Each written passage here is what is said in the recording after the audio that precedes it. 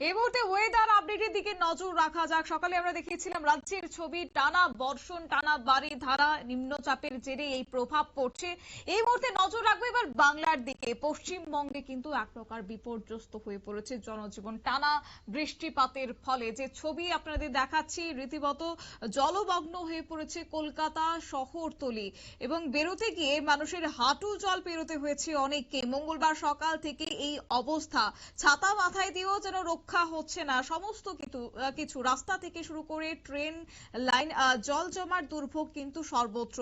সাধারণ মানুষের প্রশ্ন হচ্ছে যে কতদিন চলবে এই জল যন্ত্রণা, কতদিনই বা এই পরিস্থিতির সম্মুখীন হতে হবে, কতটাই বা সেখানে পরিস্থিতি খারাপ হবে, সেই নিয়ে কিন্তু উদ্বিগ্ন রয়েছেন সেখানকার বাসিন্দারা। অবশ্য আবহাওয়াবিদদের তারা যেটা পূর্বাভাস দিয়েছেন তাতে করে কিন্তু ফের একবার প্লাবনের আশঙ্কা বাড়ছে পশ্চিমাঞ্চলে। এই মুহূর্তে যে ছবি আপনারা দেখতে পাচ্ছেন কলকাতার শহরতলির ছবি, সকাল থেকে যে টানা বৃষ্টিপাত, ভারী বৃষ্টিপাতের জেরে রীতিমতো হাঁটু সমান জল হয়ে গেছে।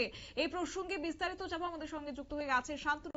শান্তনু, এই আবহাওয়া দপ্তর কি বলছে? আলিপুর আবহাওয়া দপ্তরের কি পূর্বাভাস? কতদিন থাকছে এই ভারী বৃষ্টিপাত?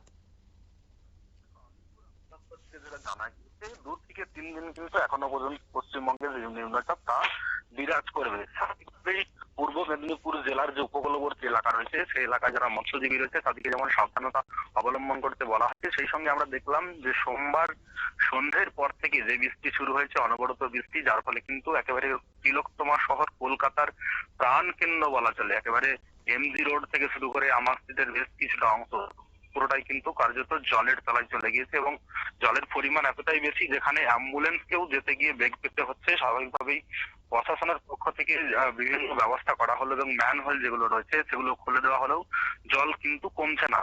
কারণ ম্যানহোলের যে ভেতরের পরিস্থিতি, সেই ম্যানহোলের পরিস্থিতি কিন্তু স্বাভাবিক নয়। তার কারণ দীর্ঘদিন ধরে পরিষ্কার পরিচ্ছন্নতা না করার ফলে কিন্তু সেখানে শ্যাওলা জমে গিয়েছে, যার ফলে জল যে স্বাভাবিক নিয়মে নামে সেই নিয়মে নামছে না, অনেকটা ধীর গতিতে নামছে। কলকাতা সহ কলকাতার যে শহর এলাকা রয়েছে সেখানে কিন্তু দীর্ঘক্ষণ জল জমে ফেলেছে। জল যন্ত্রণার ছবিটা কিন্তু স্পষ্ট রয়েছে। প্রশ্ন উঠছে যে বারবার বৃষ্টি হলেই যদি কলকাতার মতো শহরকে এইভাবে ডুবে যেতে হয়, সেখানে মানুষের নিত্যদিনের কাজকর্ম করতে গিয়ে অসুবিধা হয়, তো জেলার যে একেবারে প্রত্যন্ত এলাকা রয়েছে সেখানে ছবিটা তাহলে কি রয়েছে? যদিও সংবাদ মাধ্যমে বারবার বিভিন্ন জেলার যে রাস্তা ব্যবস্থার উপর ছবি করে তুলে দেওয়া হয়েছে, একেবারে খাটুলিতে বেঁধে মানুষজনকে চিকিৎসার জন্য নিয়ে যেতে হয়েছে, এই ছবিও কিন্তু আমরা দেখিয়েছি। তো স্বাভাবিক নিয়মেই প্রশাসনের যে গাফিলতি রয়েছে বা খাল নালা যে সংস্কারের যে উদ্যোগ, সেইগুলো যে অবিলম্বে নিতে হবে, না হলে বর্ষা এখনো শুরুই হয়নি সেই মতো, যখন অতি বর্ষা শুরু হবে সেক্ষেত্রে তো জনজীবন বিপর্যস্ত হয়ে পড়বে। এই ছবি কিন্তু সর্বত্রই পশ্চিমবঙ্গের ঘুরে বেড়াচ্ছে। তবে এরপরেও কিন্তু প্রশাসনের যারা স্বাস্থ্য দপ্তরে রয়েছেন বা যারা সেচ দপ্তরে রয়েছেন তাদের কিন্তু এখনো হুঁশ ফিরছে না। একেবারে ধন্যবাদ। আপনারা শুনলেন, অর্থাৎ সেক্ষেত্রে কিন্তু প্রশাসনের কোথাও গিয়ে একটা গাফিলতি রয়েছে, যার কারণে সেই ম্যানহোল গুলো পরিষ্কার করা হয়নি দীর্ঘদিন ধরে, যার ভুক্তভোগী এবার হতে হচ্ছে সাধারণ বাসিন্দাদের। অবশ্য আবহাওয়া দপ্তর যা বলছে, গাঙ্গেয় পশ্চিমবঙ্গের উপর নিম্নচাপ তৈরি হয়েছে, তাই মৎস্যজীবীদেরও কিন্তু এই মুহূর্তে সতর্ক থাকতে বলা হয়েছে।